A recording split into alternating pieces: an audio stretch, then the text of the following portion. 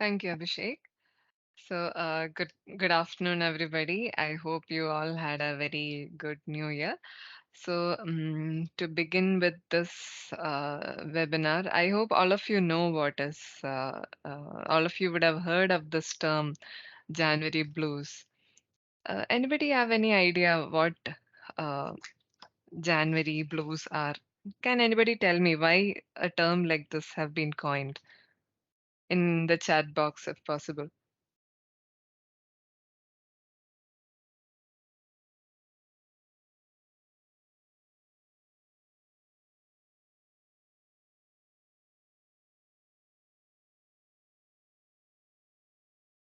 Anybody? Any guesses?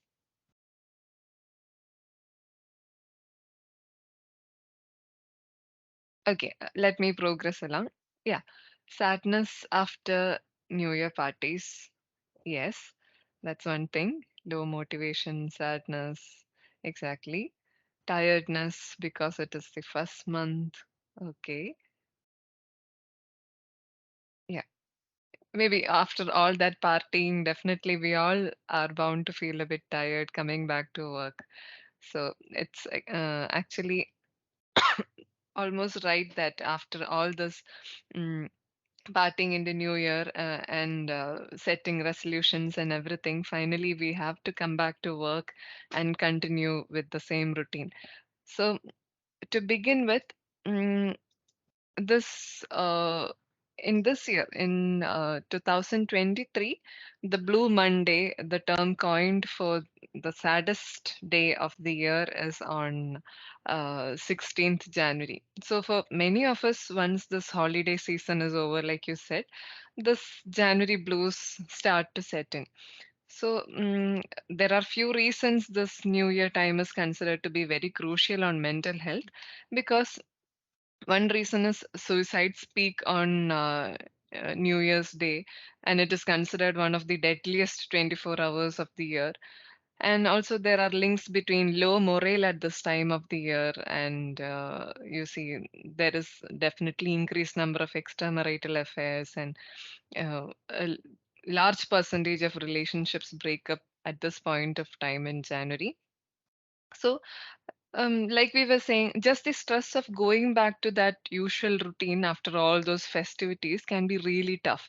So many authors refer to this time of uh, the year as an expanded version of the Monday blues that we are actually going through almost on a weekly basis. So January blues and New Year period can be particularly tough on our mental health, and it can lead to some symptoms of depression as well. So around this time of year, depression is so prevalent that the term Blue Monday itself has been coined. So the most depressing day of the year, um, considering the levels of finances, the levels of motivation, the weather conditions, is supposed to be the third Monday of every January. So, also there would be other reasons like realizing that things have not actually turned out the way we were expecting them to, or maybe we kind of look back to our past resolutions to find out that we were not able to maintain them well enough. My weight is still at that point where I started in 2021, or maybe even higher. Or the pandemic itself has caused us so much loss that New Year time is a time we look back to all that. So, um, in 2023, like I was saying, Blue Monday falls on 16th January. And definitely, let's discuss about the ways we can fight back and feel better about this. So, in preparation for it, today I'll be sharing a few ideas. Let's go ahead on those ideas. First one would be active living through the winter. So, active living through winter, basically from the term itself, you could understand that it's basically about physical activity. So, physical activity is a great mood booster, which has proven to help us fend off any kind of mental health disorders. Almost 70% of our mental health problems or uh, depressive symptoms could be to a large extent be fended off by physical activity. And although exercising is probably the last thing you feel like doing at this point of time, there are so many benefits which are so worth that you will want to keep going once you get started with that. So, the first thing we need to do is we need to realize that exercise is a way of calming our brain naturally. So, when you exercise, you feel different and your mood changes for the better. And this difference is not only that psychological response, thinking that you're doing something good for your body, it is definitely physiological too, because when we are exercising, we produce endorphins, which is the natural morphine within our body, which can produce feelings of well being and calmness and certain level of relaxation also.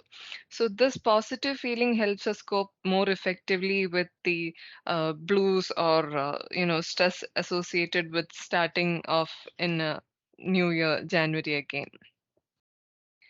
Next is thinking activity and not exercise. So, when we come to think about it, the term exercise has never been a favorite word to most of us. So, it reminds us of too much work and too little fun.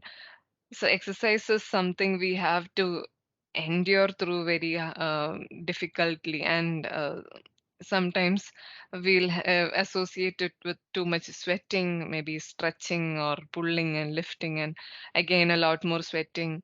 So many of us think of exercise as something which is outside the range of our normal day to day activity.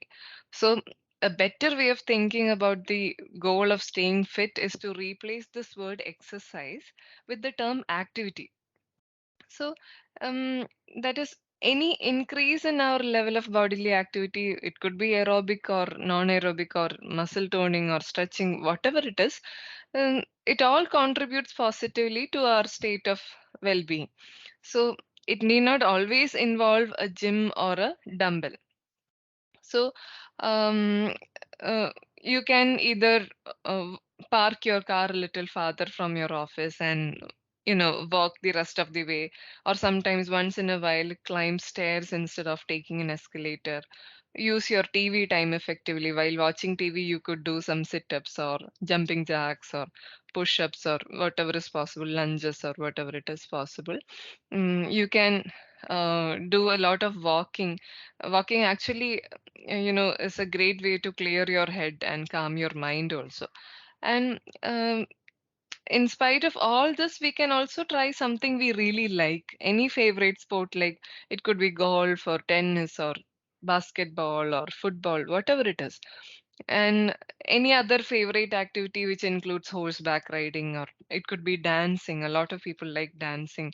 Swimming could be there, even ice skating or rope jumping. Gardening is also definitely a way. In a if done in a sustained period, gardening also can be considered a form of activity which is going to reduce your weight and help you achieve your fitness goals. Also, bicycling also could be a very good idea. So, and like we were saying, we all know how difficult it is, to put on a sweatsuit and lift weights and complete 6 kilometers running after a hard day of work. So the good news here is that you don't always have to associate physical activity or exercise with going to a gym. The trick is that we can find naturally existing certain outlets for activity that are, you know, integrated in our lifestyle, and also uh, in it could be effective exercise as well. So think activity rather than thinking exercise always. Also, you can also consider doing the gym, because sometimes it's little more fun to do with something, do something when others are around, when there are people around us, a bit more socializing, and when you have a workout partner too, it can be a lot more fun. So you can also consider joining a gym or a health club, you know because most of the time once you enter a health club or a gym, you rarely leave that place without doing some exercise. Rather, if we are doing it all by ourselves, we don't always feel like climbing the stairs and walking all the way after parking your car far. You know, most of the time, our motivation level can come lower than we expected it to. So, um, once it comes to joining a gym, you have to shop around for the best deal, or you can purchase an exercise equipment you can use when at home.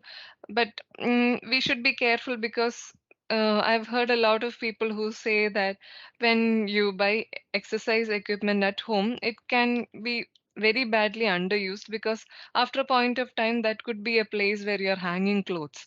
So, however, if you convert an extra bedroom or a study into a home fitness center, or if you could schedule your time with yourself in order to work out at home, try to stick to it. You can turn on the TV if necessary when you exercise or do some workout in order to reduce your discomfort or keep yourself distracted.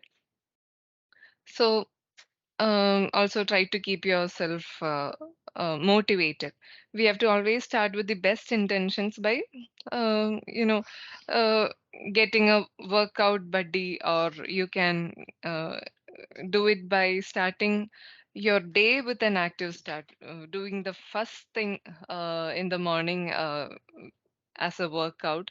That is, or you can also remember that every little bit counts. So I have heard a lot of people say that, okay, there is one more week for my vacation. During this one week, I don't have to work out. That is too little workout, and I just am going to be turning out uncomfortable for my vacation. So I would rather finish my vacation and then come back and start my workout. But then it every little bit that we do counts. Every one day or every weekend that we exercise counts. So whatever is possible, try to fit in your schedule in such a way that you're doing something actively. And also, you have to remember that you're doing it rather than overdoing it, because your immune system can be weakened by excessive or exhaustive exercise. And if you're doing excessively, it may not last for too long. That kind of motivation may not last for too long. So, start moderately and gradually increase the complexity of your exercise. Um, Next point is try to go on a vacation. You could either, you don't have to go on long vacations. You can just have a getaway for a few hours or a full day and return on the same day to your home. Utilize your weekends that way. So try taking a hike like in a natural surrounding where you can have a soothing or calming effect. There may be very spectacular views, like you can see animals like pigeons and squirrels and all. So you can maybe you know um, uh, start on hiking at a point where you park your car and have a long walk with your partner and come back to your car itself to the starting point. So do some hiking in a natural surrounding, or you can take your bike, uh, find a less congested road where you can have a nice ride on your bike, or if you don't have already a bicycle, you can even rent bike and all for 1 or 2 days over here. I've heard places which help you with that. So um, take any small trip that is going to help you get away from your daily routine for a few hours. Also, look for water. If you're living near a lake or a beach or something, it would be really helpful. So, if you have such water bodies nearby, it would be a wonderful escape from the day-to-day confusion. So, even if the water is too cold for swimming or strolling on beach, it can be very relaxing if you could be near a water body. Next is uh, you can visit a farm and pick some fruits, like any fruits that is seasonal, and we can later on figure out what to do with those fruits. You can either make a pie or try making jam or something. But then it would be fun to visit a farm, if possible, see some freshly made fruits and everything.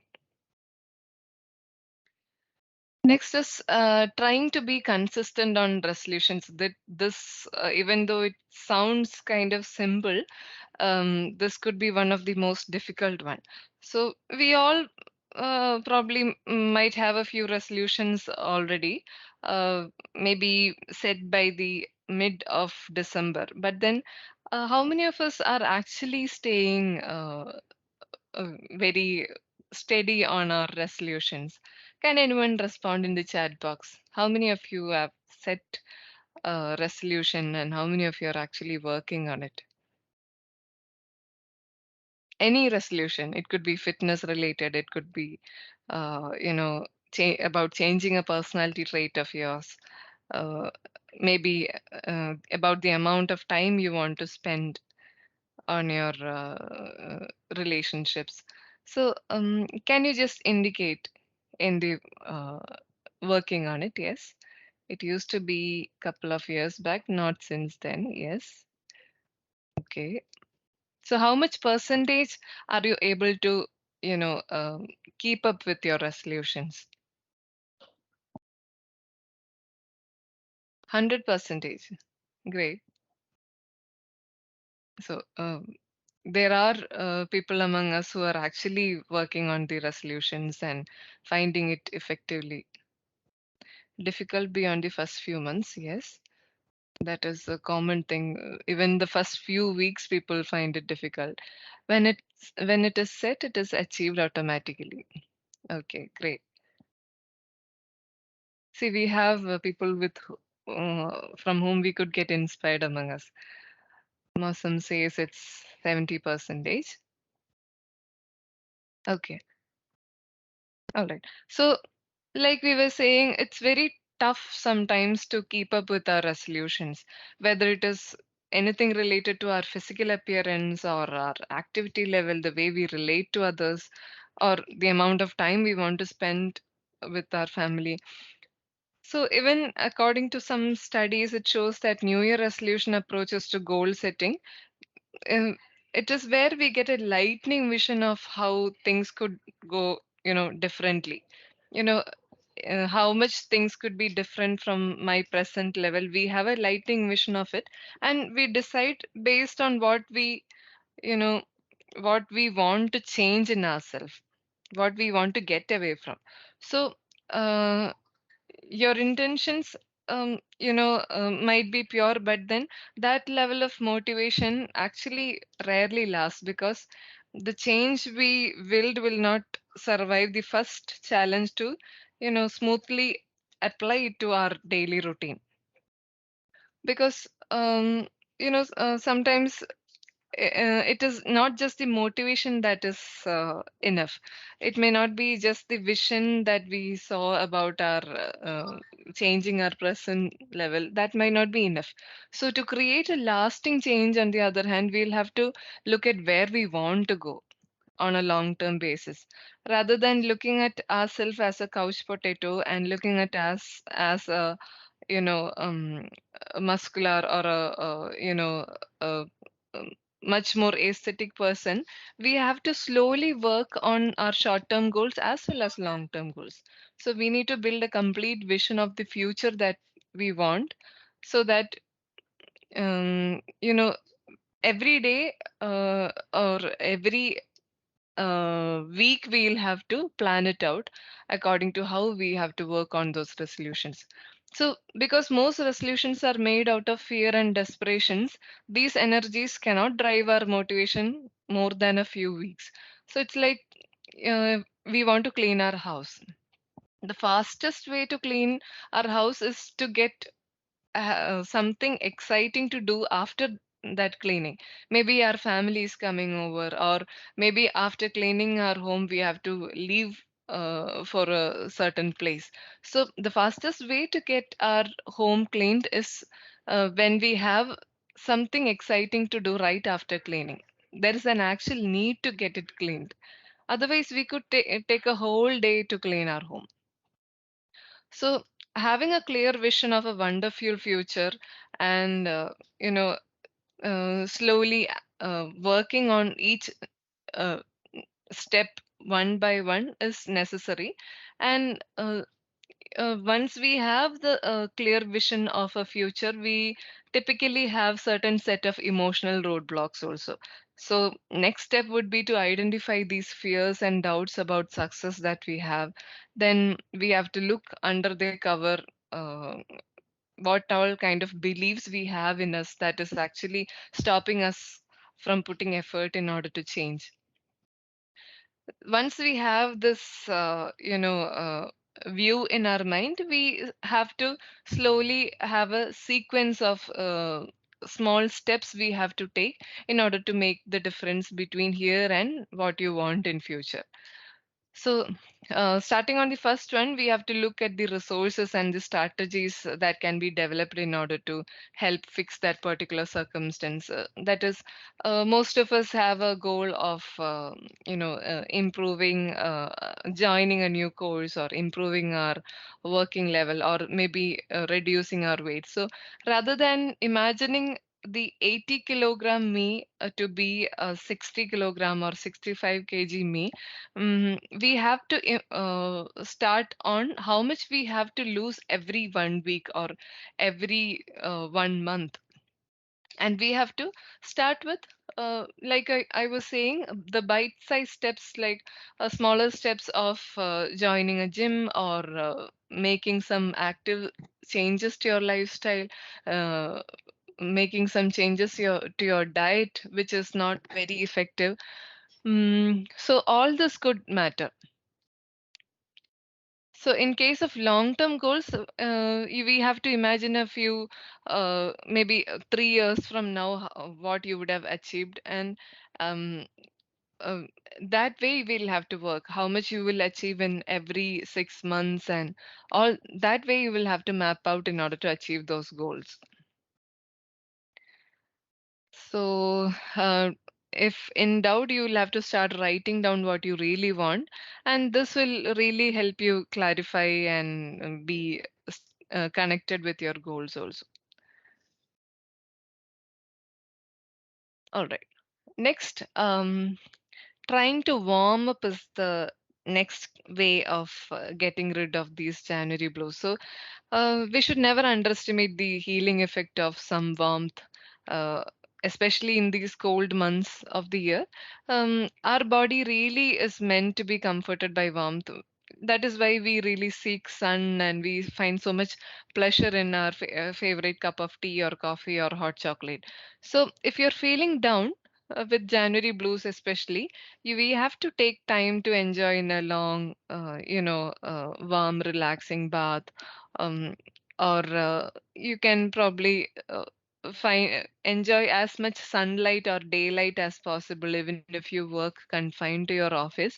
Try to find breaks in order to go in the sun, um, or you can make necessary arrangement in your office or in your workspace in such a way that you are more facing the daylight rather than the artificial lights, because it is proven biologically or even scientifically proven that sunlight controls the levels of serotonin in our body. Serotonin, as you know, is a brain chemical which helps to regulate our mood. So, the decreased serotonin levels in winter and maybe increased levels of melatonin in winter also can be reasons why we get these January blues and you know uh, changes in our mood levels. Also, there is deficits in vitamin D that might happen in these winter months. So, for all this, it's necessary that we find some warmth and sunlight and daylight as much as possible. So, arrange your workspace, arrange your working style and working time in such a way that you can enjoy some sunlight as well. Next, choosing your stress buddies. So, as we all know, if we have a strong support system, our ability to cope with stress is much better. So, when you ask people what they value most in life, most of them on the top of the list, it is their friends only. So, many of us sometimes regret due to this busy schedule that we neglect our friendship and uh, you know for other less rewarding activities, we kind of don't spend much time with our friends. So let me ask you first, how many of you think that, or give me a number. How much time do you on a regular basis spend with your friends? Weekly or maybe monthly or on a daily basis? How much time are you able to spend with your friends?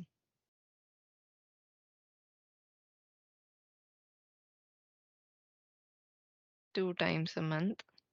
Yeah, Varid has also asked how you're to be sure about the future, how you know your goals and the one will that will fit you.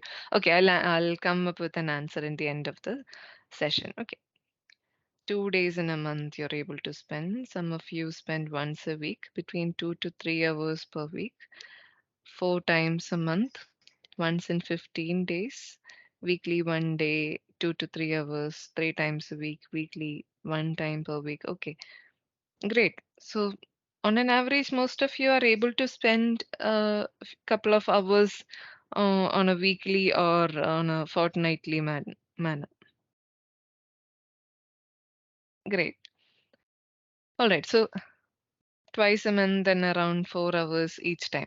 Great, great. So, um, it's lucky that few of us are able to spend some time, but there are a lot of us who might not be able to spend any time at all, who might be regretting because friends are in a different place and you are in a different place. So um, this friendship is it's actually proven to be stress buffers. Good friends might be listening to your problems. They might give you guidance and support you emotionally. So in a way, it's as effective as going for therapy, some people say. So people with strong supportive social support system, report experiencing lesser stress, and they may be better able to cope with the stress they are feeling. And there are also studies that friendship can insulate your effect from stress, and having good friends can actually lower your blood pressure and improve your immune system as well. So, doing something with your friends or doing something with a partner can be much more effective rather than doing it all by yourself. Like it may be losing weight, going to gym, or stopping smoking. Any of this, all this can be easier if you have someone to support you through that journey. So see if you can interest a friend in joining you in that particular task, and uh, you know you can gently be prodded by your friend, or you can prod your friend gently in order to practice and put your new skills into use, and this can actually increase your lifespan as well. So they say even having good friends is even more protective than being in a marriage. So there are multiple research findings that indicate benefits of having close friends on your health, like your cardiac health. Even in cancer research, it's proven to be useful to have a very good support system, especially friendships these indicate. So it seems like having friends and family that can support you through this journey can reduce the destructive effect of stress on your body. Going on, proper eating habits. So, I'm sure all of you would have read through a lot of researches regarding proper eating habits and how they can affect the stress levels you're facing on a regular basis and everything. So, talking about stress effective eating, so many of us have very poor eating habits which are very inconsistent, which may be very rushed, or which may, mostly be made by us to meet our busy schedule.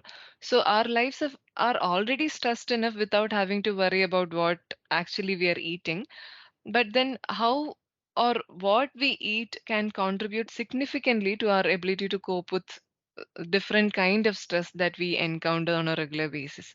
So eating the wrong things or eating at wrong times can only increase your stress levels, rather than what we think that ignoring what we eat or how we eat during our working hours is the effective way of going about it.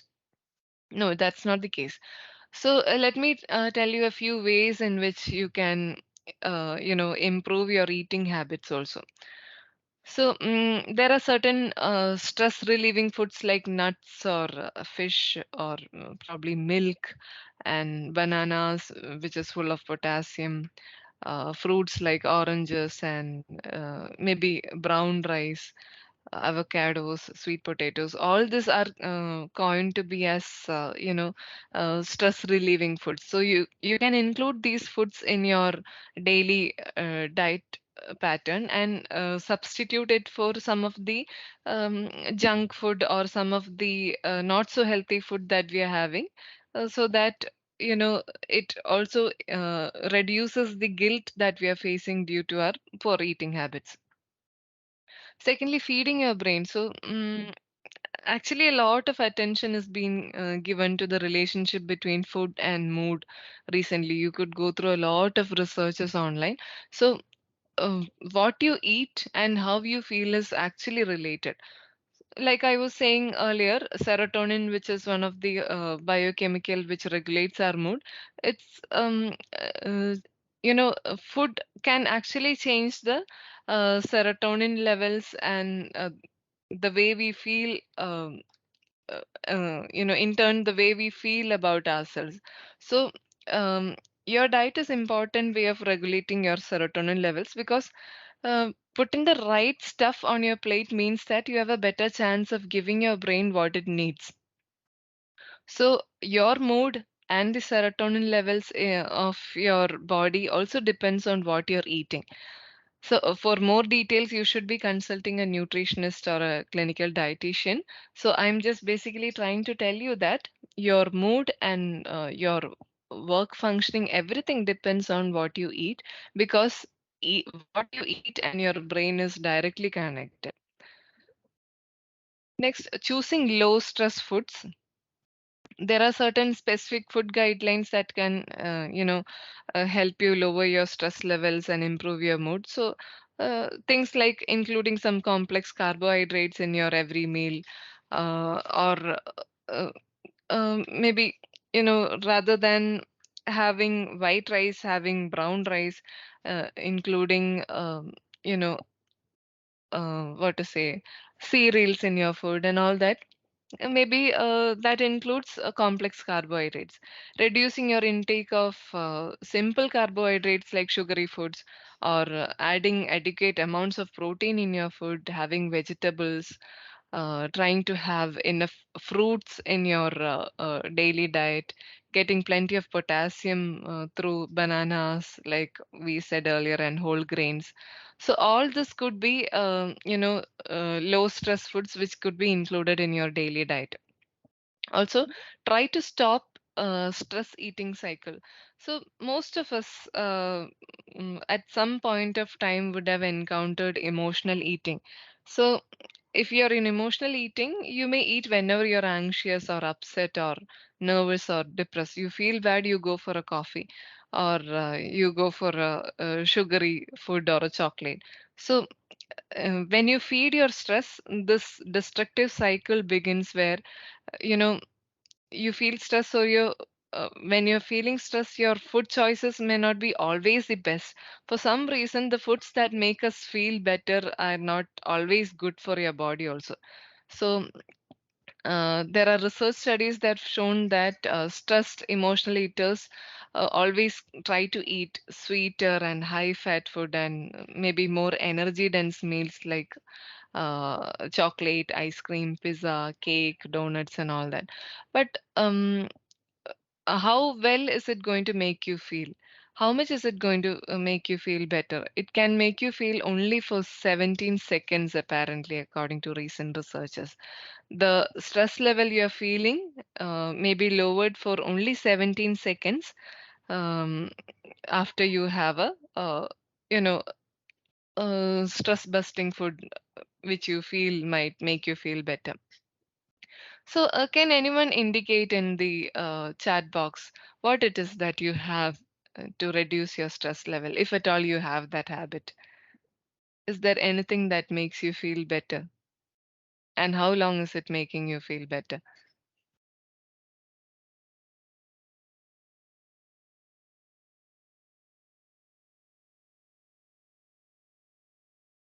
Okay, exercise for sure will make you feel better. Vacation, drive with music on. Yes. So, I was trying to ask you, what are the kinds of, um, yeah, taking bath, listening to music, driving with music on. Great. These are great ways of dealing with your stress. So, is there any of you who try to associate food with stress? There may be people who reduce food intake due to stress. Any food that make you feel better when you're stressed?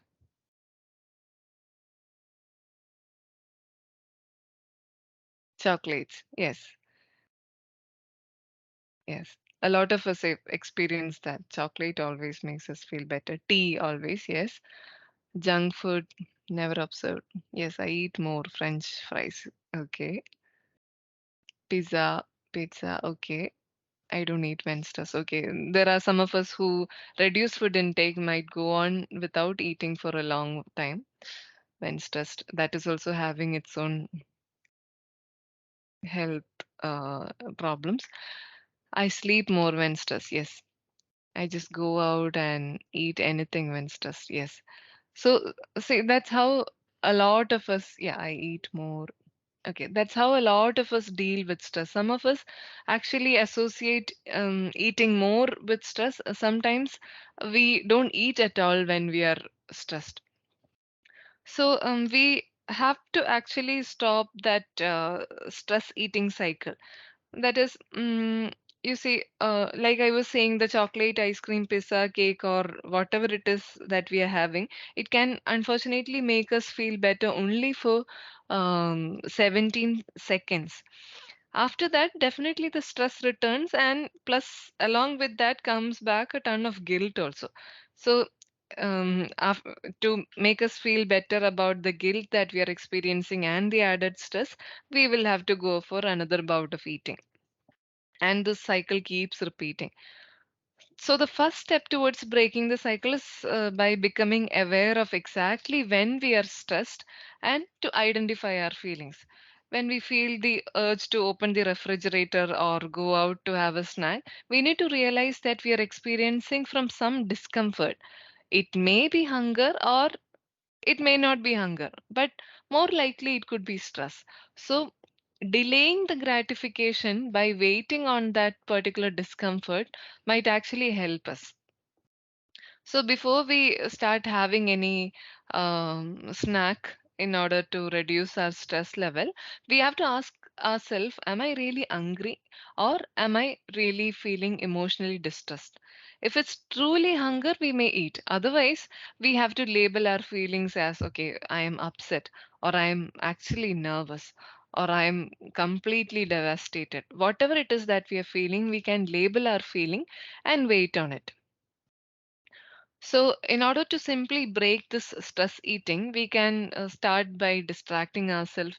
We can simply get out of our house and or get out of the office, take a break and go for a walk, do an errand or visit a friend, try talking to someone. Mm, or we can get some exercise, maybe uh, walk on a treadmill or do some stretching and sit-ups. We can maybe read a good book in order to distract ourselves from that urge to eat something. We can watch an interesting television program, go through some funny videos or something. We can probably, substitute relaxation for food.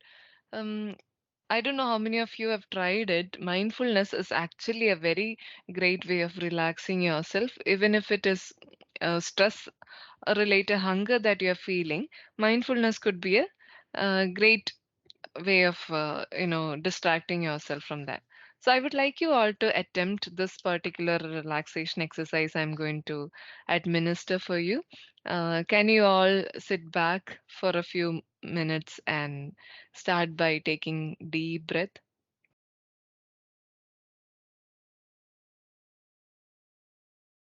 Take slow, deep breaths. This is a simple mindfulness based exercise. Try to focus on breathing out slowly until your lungs are completely empty. And then you allow them to refill by themselves. Notice the sensation of your lungs emptying and notice them refilling again. Notice your rib cage falling and rising with every breath.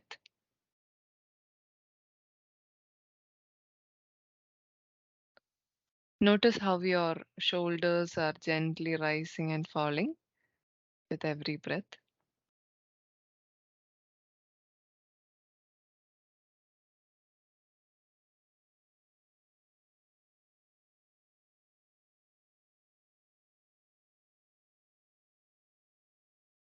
See if you can let your thoughts come and go as if they are just passing cars driving past your house. Allow your thoughts to come and go. Do not hold on to them or do not push them away also. Try to allow your thoughts to come and go as if they are just passing cars or passing clouds.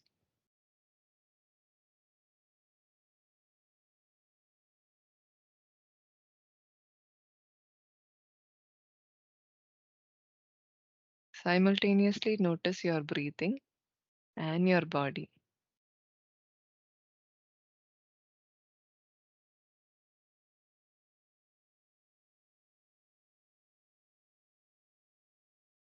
Notice any five sounds you can hear right now. It could be my voice, it could be the sound of the fan or AC in your room,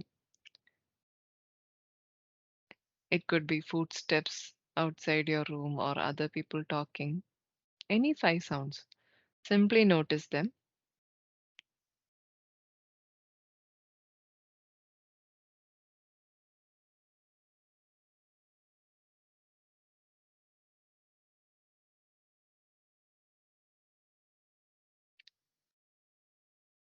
Now, notice any five things you can feel in contact with your body.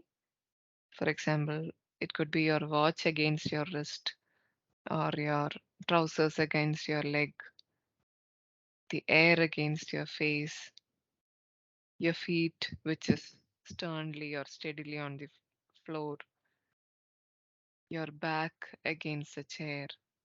Any five sensation.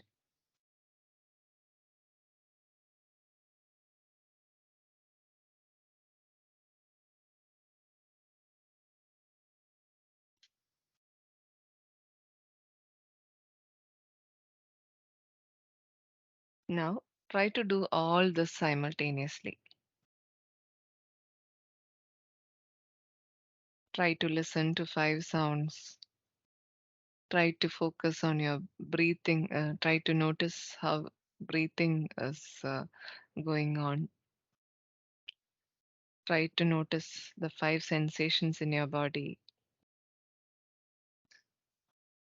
and allow your thoughts to come and go.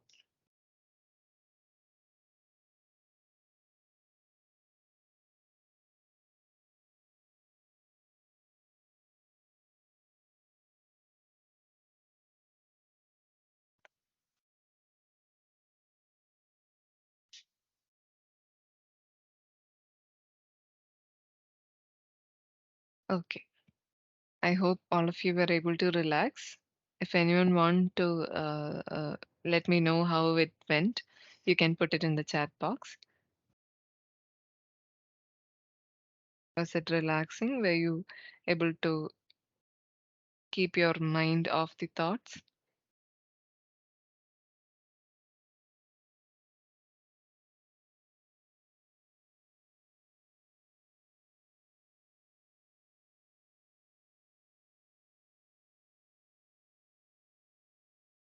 Okay.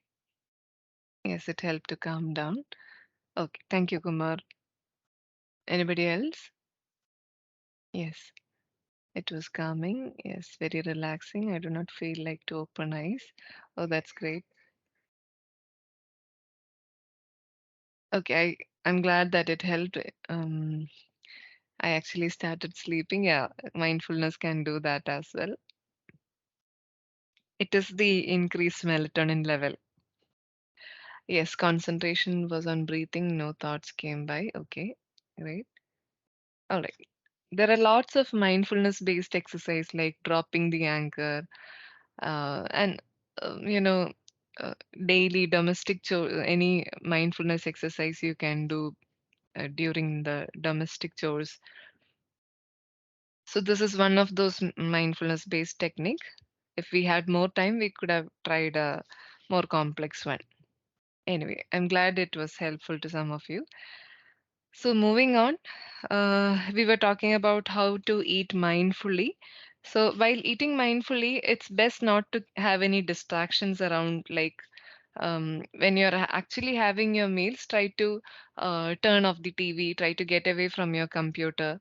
Try not to have a book or newspaper or anything. Let it just be you and your meal at that point.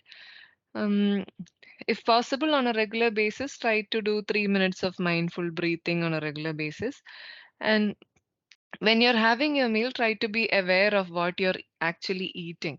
So notice the color and shape of the food on your plate. Now notice how it smells.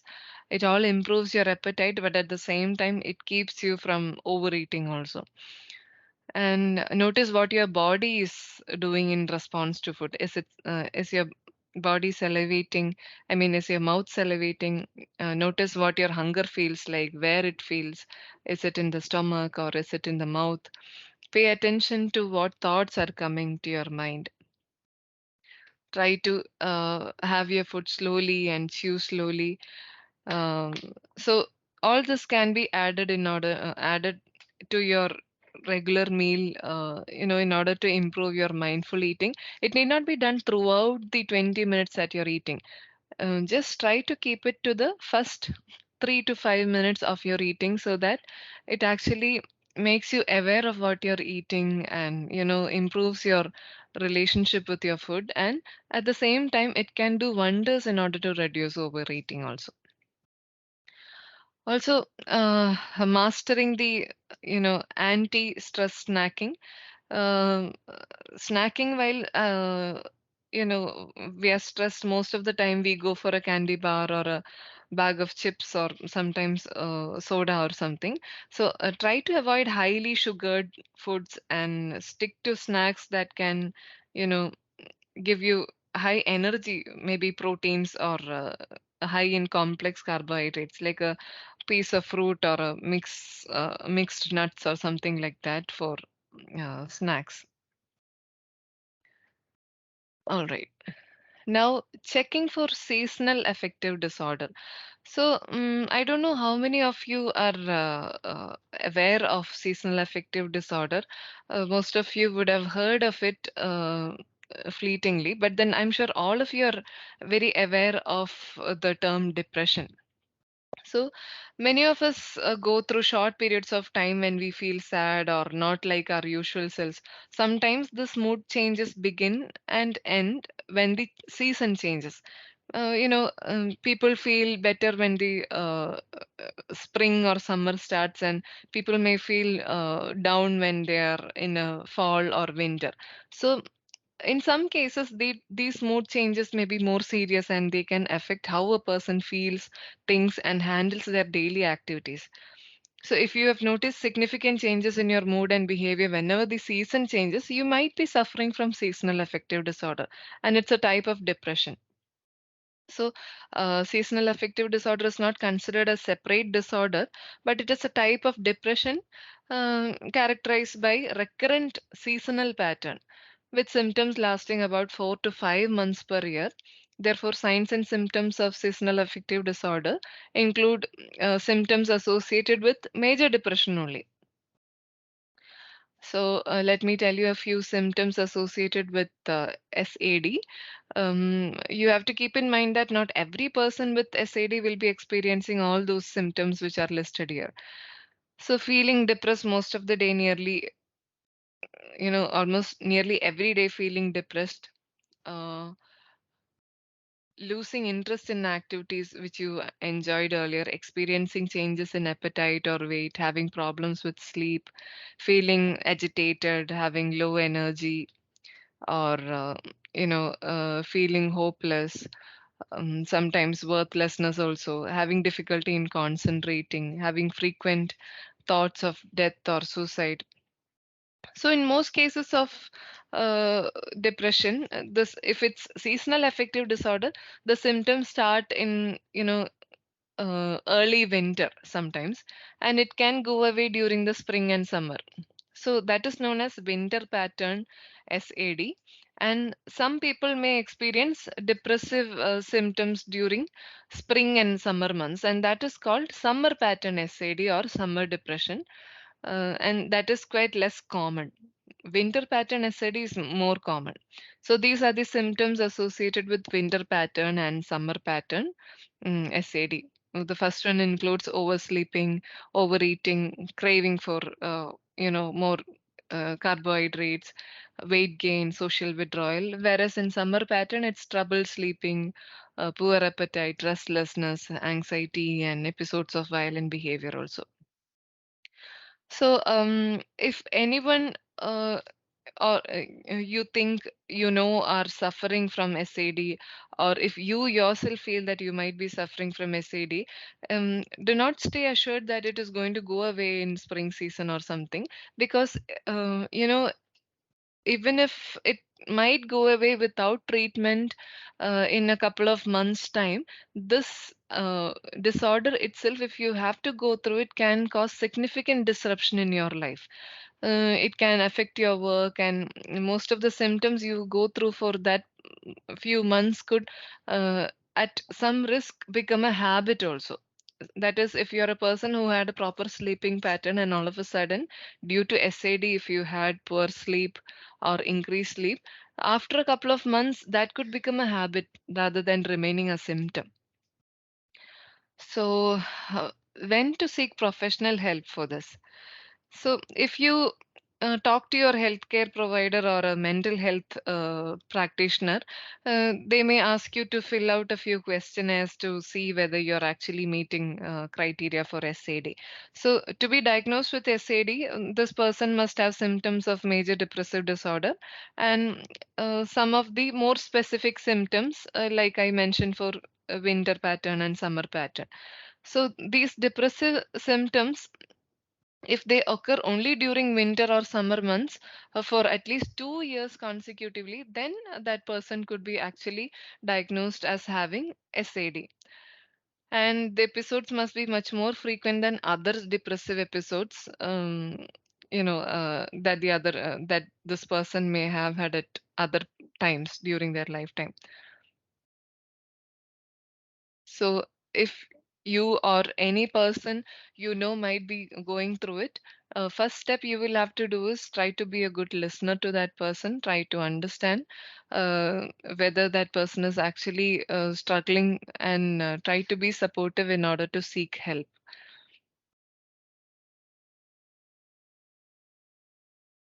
So that brings us to the end of our session today. So if you have any doubt, we have, I think, 5 more minutes in order to uh, go on for some question and answer session. If you have any questions, you can ask me now.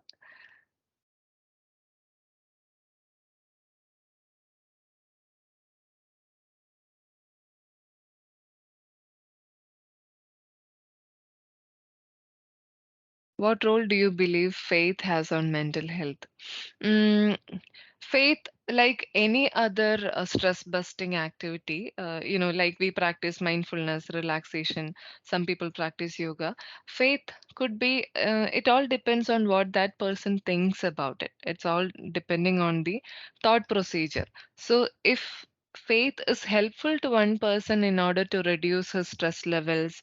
If worshipping their religious deities is actually helping them in order to keep their uh, stress levels low, then it is actually helpful.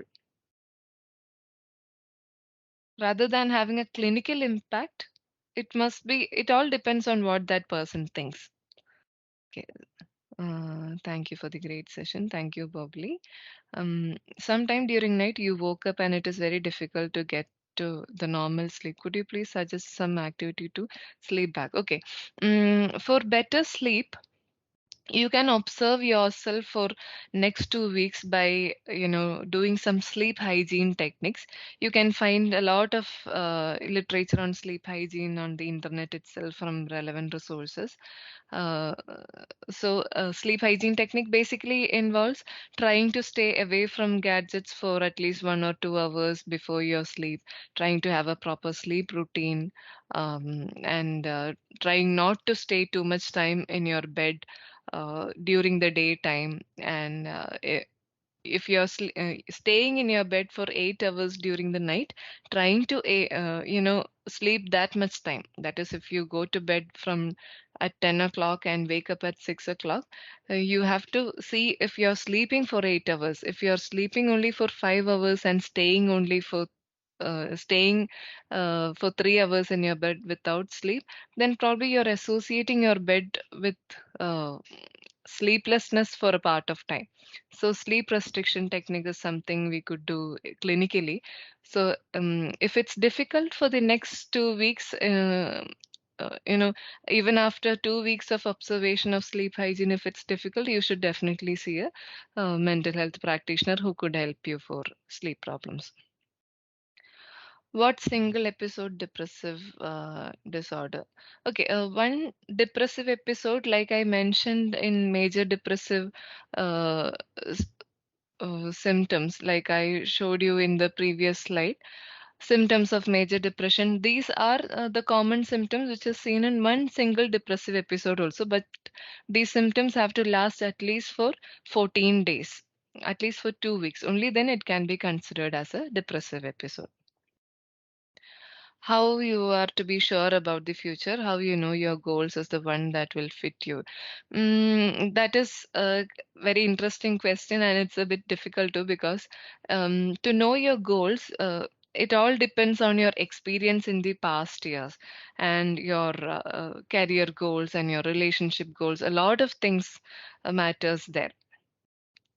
So, mm, if you need to know how to be sure about your future, if you're finding it difficult by yourself, then it's best to consult a mental health practitioner, a clinical psychologist, basically, in order to, set a few goals by evaluating your previous year's goals and how you couldn't actually achieve them, or how much you actually achieved them.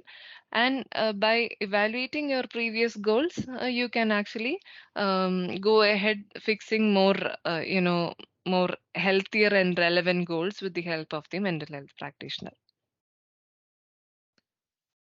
Okay. How to avoid insomnia? Yeah, I think all of you believe this. All of you are finding difficult with sleep problem. I've been recently getting a lot of clinical cases also with sleep problems. Insomnia, like I was saying, basically, mm, uh, during these times, the melatonin levels are increased in winter. So a lot of people are facing increased sleep. But then if your sleep levels are low, it could be because of your stress levels, or maybe some recent changes in your lifestyle also. So try to follow your sleep hygiene techniques as much as possible. Try to get a lot of you know uh, daylight in the morning because you need the melatonin. Try to arrange your room in such a way that it is not very cluttered. Try to make it in appropriate temperature. Try to avoid as much light as possible during the night when you're sleeping. Make sure your bed is comfortable. Try to avoid any stimulant like any coffee, tea after 6 in the evening. Um, Other thing you could do, try to do some monotonous activity at least for 1 hour before your sleep. There are techniques like having a glass of warm milk or having a warm bath 1 hour before your sleep, which could actually relax your mind and body.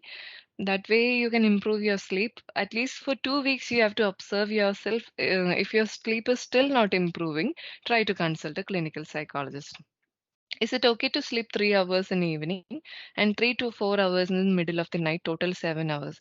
If you ask me, your sleep needs might be met. That is, you're sleeping for 7 hours, but then one sleep cycle is almost 90 minutes, stages 1, 2, 3, 4, that is REM sleep included, random eye movement. So one sleep cycle is 90 minutes, and with each cycle throughout a night, your REM stage is lengthening. So you need at least 5 to 6 such cycles in one night's sleep.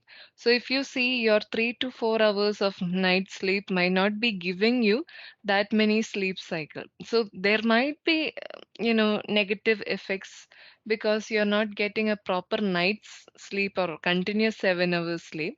But if your work pattern or your work shift is forcing you to have only 3 to 4 hours of sleep per night, then it is okay to sleep 3 hours in the evening or afternoon if you can afford it. Mm, Thank you, Jilsa.